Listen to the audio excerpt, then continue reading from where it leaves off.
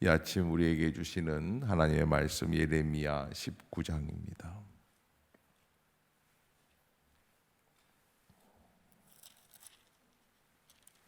한 절씩 교독합시다. 여호와께서 이와 같이 말씀하시되 가서 토기장이의 옹기를 사고 백성의 어른들과 제사장의 어른 몇 사람과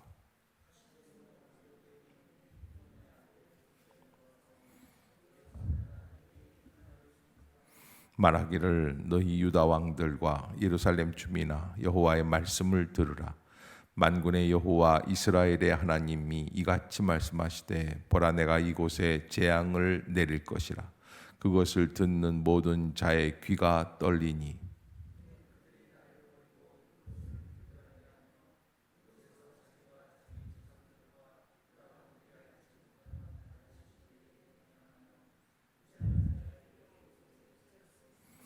또 그들이 바알을 위하여 신당을 건축하고 자기 아들들을 바알에게 번제로 불살라 드렸나니 이는 내가 명령하거나 말하거나 뜻한 바가 아니니라.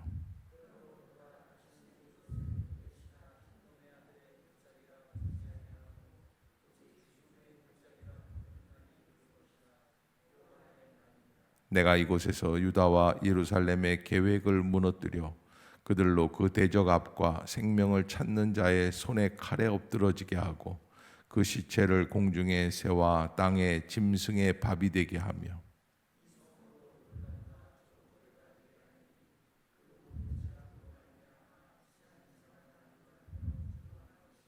그들이 그들의 원수와 그들의 생명을 찾는 자에게 둘러싸여 공경에 빠질 때에 내가 그들이 그들의 아들의 살, 딸의 살을 먹게 하고 또 각기 친구의 살을 먹게 하리라 하셨다 하고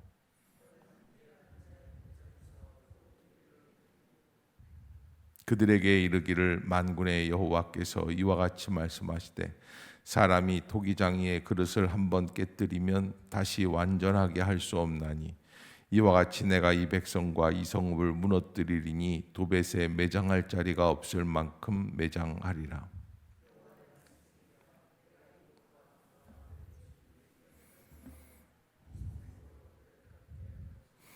예루살렘 집들과 유다 왕들의 집들이 그 집 위에서 하늘의 만상에 분향하고 다른 신들에게 전제를 부음으로 더러워졌은즉 도벳 땅처럼 되리라 하셨다 하라 하시니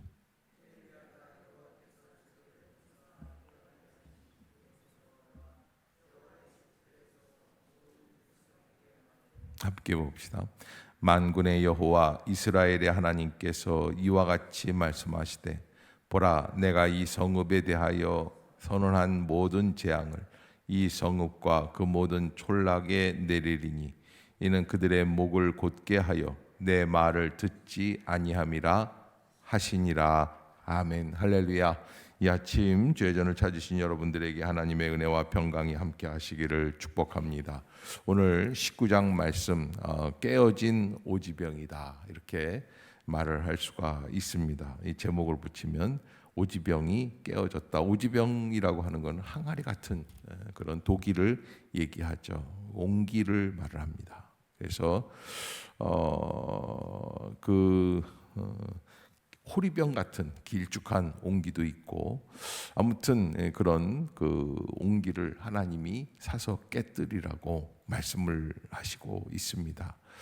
자, 이 하나님께서 앞으로 이스라엘의 이 죄악 가운데서 어떻게 인도해 나가실까라고 하는 말씀이 오늘 이 19장에 기록되어 있는 내용들이죠. 하나님은 예레미야를 부르시고 그에게 뭐라고 말씀을 하시냐면 1절에 보면 여호와께서 이와 같이 말씀하시되 가서 토기장이의 옹기를 사고 백성의 어른들과 제사장의 어른 몇 사람과 하시드문 어기 곁에 있는 흰놈의 아들 골짜기로 가서 거기서 내게 이런 말을 선포하라. 옹기 오지병 하나를 사라는 거예요. 그리고 깨뜨리라는 거예요. 어제까지는 뭐였습니까? 토기장이가 옹기를 구울 때, 옹기를 만들 때, 빚을 때 그 옹기를 빚다가 좀 잘못되면 어떻게 한다고 그랬어요? 다시 빚으면 돼요. 얼마든지 그렇게 다시 할 것이다. 하나님이 원하시는 이 하나님의 주권적인 역사 속에서 너희들을 빚어 나가실 것이다 라는 말씀을 하셨어요. 그런데 오늘은 그 말씀과 더불어서 옹기장이한테 옹기를 사가지고 깨뜨려라. 왜 그러느냐? 여러분, 굽기 전이죠. 다 구워놓고 그리고 구워진 옹기를 깨뜨리면 다시 붙일 수 있다 없다? 없는 거예요. 그래서 다시 회복할 시점이 지나갔다라는 게 19장의 내용이에요. 다시 회복할 시점이 지나갔어요. 다시는 너희를 용서할 수 없는 그 마지노선을 넘어갔다. 그래서 도저히 용서가 안 된다라는 게 오늘 19장의 맥락인데, 자, 그래서 하나님은 어떻게 하시는가? 용서할 그런 시점을 지나갔다. 그래서 어떻게 합니까? 그래서 하나님께서는 그들을 심판하시겠다. 어디서 심판하시는가? 심판하시는 상징적인 모습이 어디에서 나오는가라는 건데, 여기 오늘 본문의 2절을 한번 같이 읽어봅시다. 시작. 하시듬은 어기 곁에 있는 흰놈의 아들의 골짜기로 가서 거기에서 내가 내게 이른 말을 선포하여. 하나님께서 흰놈의 아들 골짜기로 가라는 거예요. 우리가 생각할 때 이 골짜기 그러면 무슨 태백산맥, 지리산 뭐 이런 그 깊은 산속의 골짜기를 연상하는데, 그런 게 아니라 사실은 예루살렘 성전 들어가기 전에, 예루살렘 성으로 들어가기 전에 그 입구에 흰놈의 골짜기라는 게 이렇게 약간 이렇게 양쪽으로 이렇게 파여져 있는 길이 하나 있어요. 이제 거기가 이제 뭐냐면 묘지, 사람들을 죽으면 안장시키는 그런 자리예요. 그 흰놈의 아들 골짜기.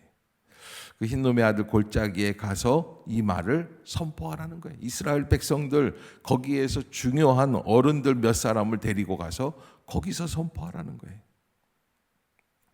왜 그러느냐? 그곳에서 이스라엘 백성들이 죄를 지었어요. 자, 여러분, 지금이야 뭐 그런 얘기들 별로 안 하는데 옛날에는 미아리 고개 그러면 뭐예요? 6.25 전쟁 때 그 북한군들이 철수할 때 우리나라에서 남한에서 잡아가는 사람들을 그 철사줄로 꽁꽁 묶어서 글로 데리고 갔다. 그래서 뭐 그 노래에도 울며 불며 맨발로 가면서 그냥 그렇게 힘들어했던 그런 이야기들이 거기 기록이 돼 있지 않습니까? 근데 그 흰놈의 골짜기는 어떤 곳이냐? 흰놈의 골. 그래서 거기에 미아리 고개 가면은 지금도 그 점치는 사람들, 뭐 이런 사람들이 쫙 있어요. 가도 뭐 무슨 선녀, 뭐 무슨 뭐 꼬마 무슨 뭐 귀신 뭐 해가지고서 다 이렇게 있습니다. 흰놈의 아들 골짜기가 바로 그런 곳이에요. 모든 우상들이 다 모여 있는 곳. 특히 거기에서는 아들들을 태워 죽이는 제사가 있었던 곳이다. 몰렉이라고 하는 신이 있는데 이 몰렉이라고 하는 신에게 자식을 바칩니다.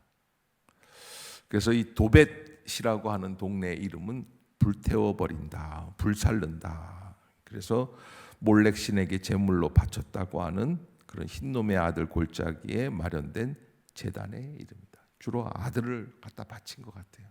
이거 왜 바쳤는가? 왜 바쳤을 것 같아요, 여러분? 예?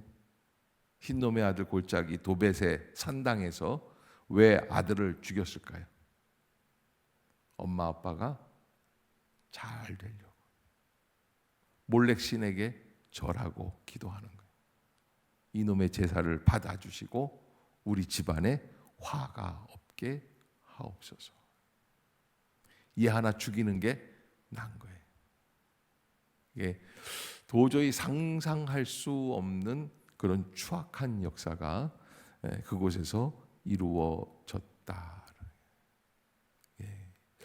여러분, 우리는 요즘 우리들의 자녀를 어떻게 키우고 있는가? 우리도 이 세상의 몰렉이라고 하는 신, 이게 뭐예요? 우상단지들.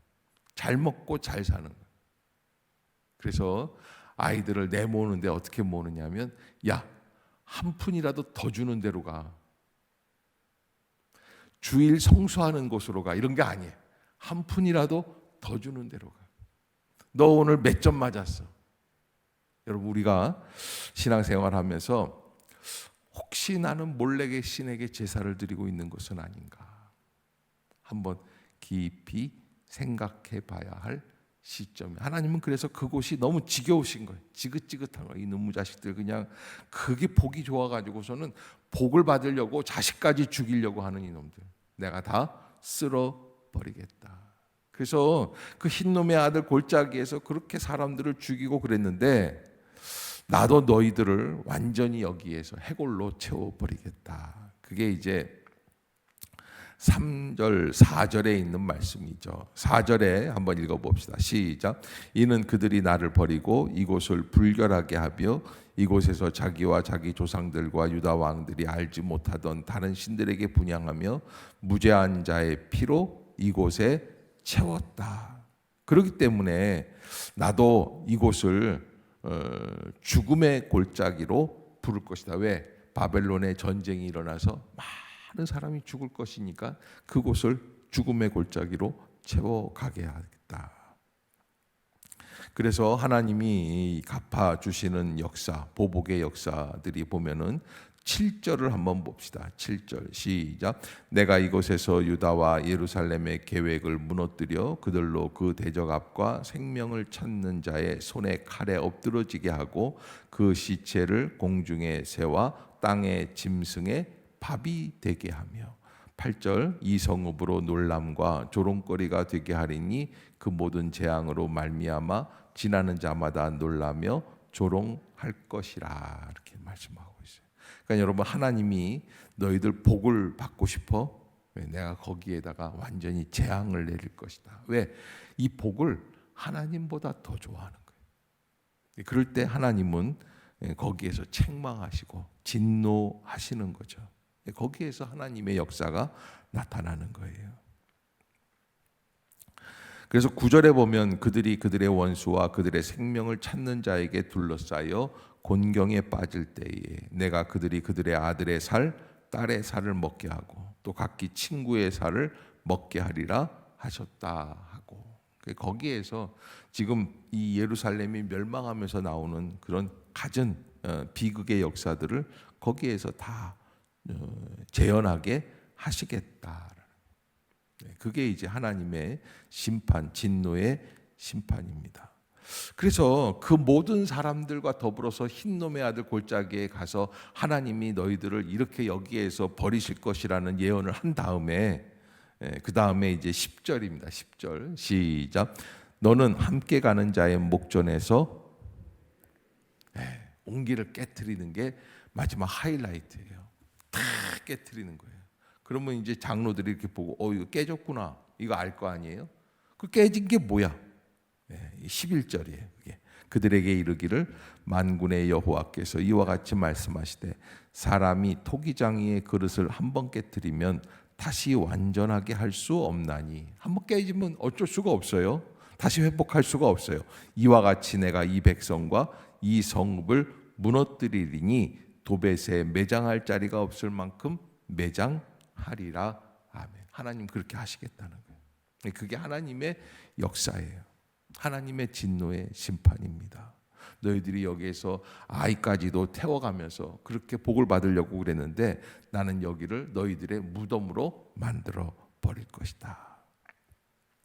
그래서 우리가 하나님 앞에서 뭔가 우리의 심령에서 미혹될 수 있어. 잠시 그게 좋은가? 뭐 이런 식으로 미혹될 수 있어요. 그러나 거기에서 그 집착이 일어나기 시작하면, 그래서 루터가 그런 이야기를 했어요.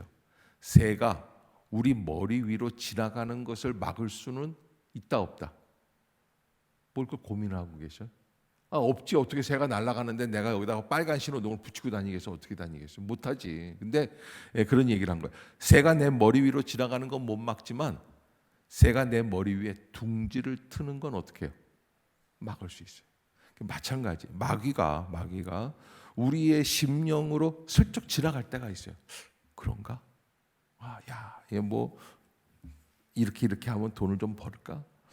누구한테 거짓말을 할까? 뭐 이런 생각을 할 수도 있겠죠. 그러나 그걸 가지고 그대로 해서 고착화되기 시작하면 하나님은 심판하시겠다라는 거예요. 그게 이제 오늘 말씀이죠. 그래서 13절에 예루살렘 집들과 유다 왕들의 집들이 그 집 위에서 하늘의 만상에 분향하고, 이게 그러니까 이스라엘 집들은 옥상이 있어요. 옥상이 좀 약간 평평해요. 그래서 예수님께서 그 병 고칠 때에 베드로 집에서 병을 고치는 날 들것에 친구를 메고 왔던 사람들이 천장에 올라가 가지고 지붕을 뚫고 하지 않습니까? 근데 우리나라 지붕은 이게 기와 지붕이기 때문에 뾰족해서 경사가 있어서 못 하는데 그냥 완만해요. 그렇게. 근데 사람들이 이 몰렉은 아니고 다른 그 신들에게 분향을 할 때 어디 가서 했냐면 주로 옥상에 올라가서 했나 봐요. 그렇게. 그래서 그 집 위에서 하늘의 만상에 분향하고 해달 별들 뭐 이런 것들에게 분향하고 다른 신들에게 전제를 부음으로 더러워졌은즉, 전제를 붓는다. 이 전제라는 건 포도주를 붓고 그렇게 제사를 드린다는 거예요. 도배 땅처럼 되리라 하셨다 하라. 그래서 모든 예루살렘 전체가 다 이렇게 더러워졌다. 그래서 태워 죽이는 불같은 그런 불의 심판이 있는 자리가 될 것이다. 여러분, 하나님은 도저히 악이 극성을 부려서 도저히 회복이 안 될 때는 어떻게 하십니까? 불의 심판을 하신다는 거예요. 조심해야지 되고, 뭔가 우리가 앉아있던 자리에서 죄악의 역사가 재현이 되기 시작하면 빨리 어떻게 해야 돼요? 회개해야 돼요. 돌이키는 거예요. 아, 내가 이렇게 하면 안 되지. 한번 미워할 수는 있어요. 한번 미혹은 될 수는 있어요. 그러나 어떻게 해야 돼요? 다시 내가 잘못했습니다. 그래서 돌이킬 수 있는 마음이 있어야 돼요. 예루살렘이 멸망하는 것은 바로 그런 이유 때문이다. 악이 극성을 부리고 특별히 이 악의 극성을 부렸던 그 뭐라 그럴까 최고의 상징